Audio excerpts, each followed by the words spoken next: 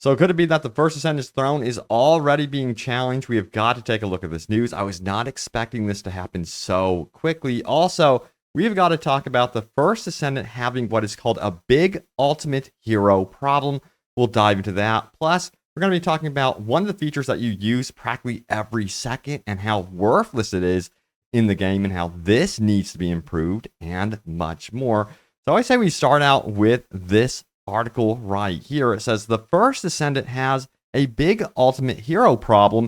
And if we scroll down here, it says the First Descendant is now promoting in full its first season, which launches a new hero, the Ice Sniper Haley, of course, and a new Ultimate Descendant upgrading Freyna. Now, the problem is that these Ultimate Descendant releases have really thrown a wrench into one of the core grinds of the game, acquiring and upgrading existing characters. Now, the core issue here is that it does not seem worth it to spend dozens of hours, millions of gold, nearly a dozen catalysts, and an energy activator to fully invest into a normal character, when in theory, you should just wait to grind out the ultimate version when it arrives, whenever that is. They did this at launch by default with ultimate versions of all three starter characters, meaning whatever investment you made in your first character would likely result in an underpowered version, the same for Bunny, the first additional character everyone gets. So, how are you guys feeling about this so far? How the First Descendant is handling normal characters versus ultimate counterparts? Does this bother you? But the article goes on to read this. And for many of these characters, this is important. Lepika is the best boss burner in the game with this ultimate mod.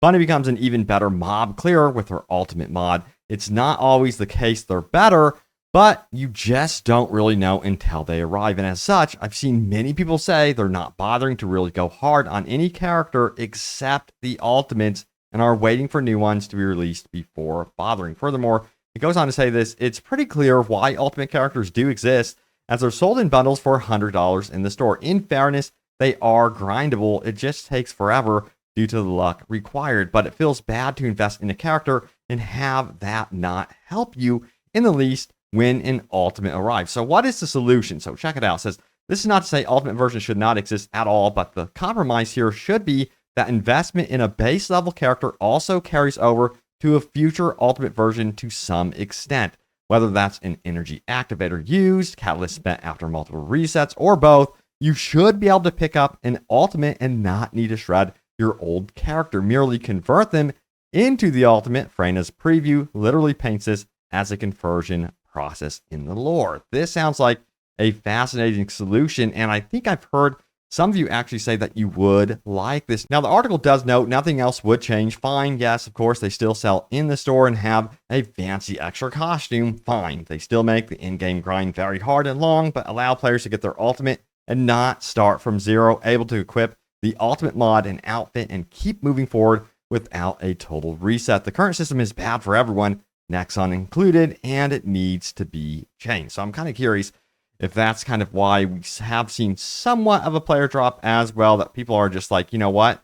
They're realizing it's not worth the investment, taking so much time out and trying to build up these normal characters when, hey, they're just going to be releasing these ultimate counterparts.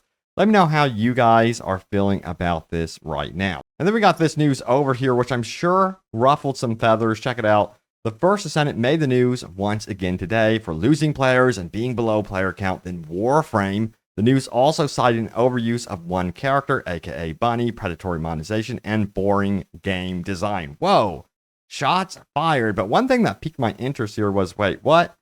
Has the First Descendant actually seen a lower player count than Warframe? So here we go. Here's the First Descendant. Right now we're sitting at 55,000 players early in the morning, a total peak of 70,000 concurrent players. Not too shabby, but Warframe, it's interesting, is seeing 51,000 players right now, nearly 60,000 for the 24-hour peak. So yeah, to me, this is not a dig to the First Descendant. It's more like a compliment to Warframe for being able to have so much staying power throughout the years. And you have to also consider that, yes, the First Descendant is on multiple platforms, as you guys did also mention to me in a previous video. And yes, Season 1 has not rolled out. The new content is not here yet. I am so curious to see how the new boss is received, because this recent boss, Gluttony, in my opinion, was kind of divisive. Some people did not care for Gluttony at all. Now we got to talk about one feature that you use constantly in the game. A lot of people feel like is absolutely useless. So yeah, rolling is the topic here. So rolling is useless. Why is it that rolling has no effect on actually dodging an incoming attack, especially when it comes to the beam attacks? The mobs have damn near perfect aim, especially for the robot octopus and 2 different toxic spewing mobs. It's almost like we have a giant hitbox, even though most of the Descendants are small framed. I could understand Kyle or Ajax having a larger hitbox than others, being that they are both large, tanky characters, though I don't think they should have larger hitboxes because then it would make them less desirable to play. Just saying, I could understand. And some replies here. Yes, getting laser beamed with surgical precision while sprinting with Bunny's speed of light. Yeah, it would be cool if they did some things around rolling to make it more beneficial. They could even have modules that are, dedicated towards giving you advantages when rolling. That'd be very, very cool to see them introduce more concepts, gameplay mechanics around rolling. So yeah, let me know what you guys would actually like to see, but I think this should definitely be improved and there should be more nuances in this system for sure. Now, this is very, very cool. This is a shortcut someone discovered right here. Check it out. The laser grids you might absolutely cannot stand. Yeah, don't go straight through them on this area. Instead, check out this solution right here. Go completely around. And look at that. Smooth sailing right there. Someone did note, however, that this is very useful, except for punching the yellow HP guy off the map, because I want the red plasma battery that he drops. Yeah, so go ahead and give it a try. I think that's pretty cool. I think they also need to provide more shortcuts like that because the laser grids can be a pain in the butt. But some of you actually say, hey, leave them the hell alone. They're actually kind of fun. I like some of the platforming elements. All right, so now it's time to go over your top comments. Remember, leave a comment down below. It can end up right here in a future video. So let's do this. So we got this one right here. I got bounced to death between lasers today. It was the first time for me. Funny thing is that I just passed the lasers and turned around to find the player behind me dead. So I tried to go back through the lasers to revive him. Instead, I got tossed between the lasers. We both died that day. So yeah, there's some stories behind them, some hilarious things that happen. So I feel like the lasers add kind of like a strange personality to the game. Getting rid of them could kind of be a bummer, because some of the parkour stuff, I do like the challenge behind it. So yeah. All right, next up, we have this one. Finally learning how Freyna took out her lover. Gonna get some backstory to the trauma emote sticker. Yeah, exactly. Now it says this. There's no difference between the female body models in this game other than their faces. The bodies are identical. Clothing tends to make things look different, like Luna's tights, giving her the icon thigh appearance. In fact, all the females stand exactly the same for some reason. They didn't even think of giving them bespoke postures for idle animations. I've heard this before. It seems like Haley, she looks like she's going to have a different body type than the other Descendants, to me at least, So yeah, I hear what you're saying, but I doubt they're going to even change this up in the future, So we'll see, but it seems like somewhat of a minor complaint from what I am noticing. But anyway, you also have this one. No need to nerf the lasers, just give iframes after being knocked down. Absolutely. Then we have, they should do something about the laser gates. Sometimes you get stuck in a stupid loop. So some of you actually do not like it. Some of you say, leave them alone. I like the challenge.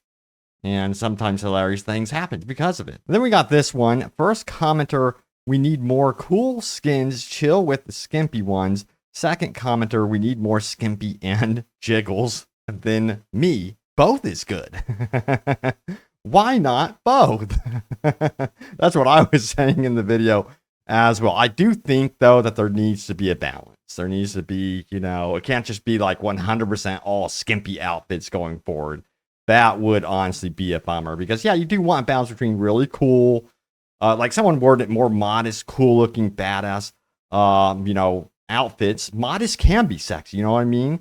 And then you can also throw in those skimpy outfits as well. But balance it out. That's what I say.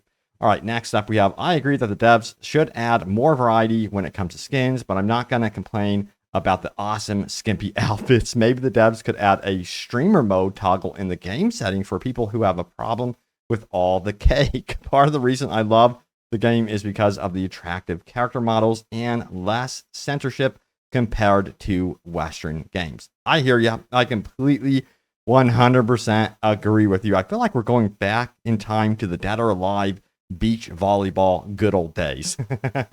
You know what I mean? But yeah, 100% agree with you. Maybe that would be actually an extremely smart option to have, that if some people are really bothered by the skimpy outfits, turn on that streamer type mode. I don't know. Maybe Nexon could actually look into something like that. All right, next up, it says if they gave Descendants innate resistances towards their elemental type, it would be a big help.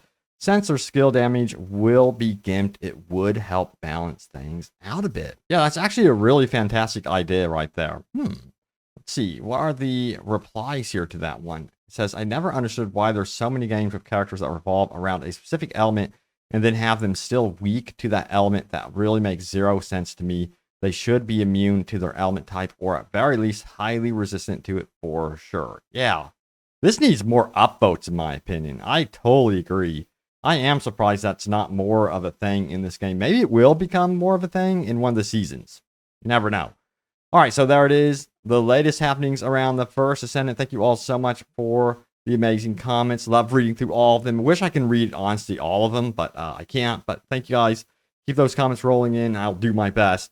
And look out for more First Descendant news and updates. I have you guys covered, and I will see you all next time. Take care.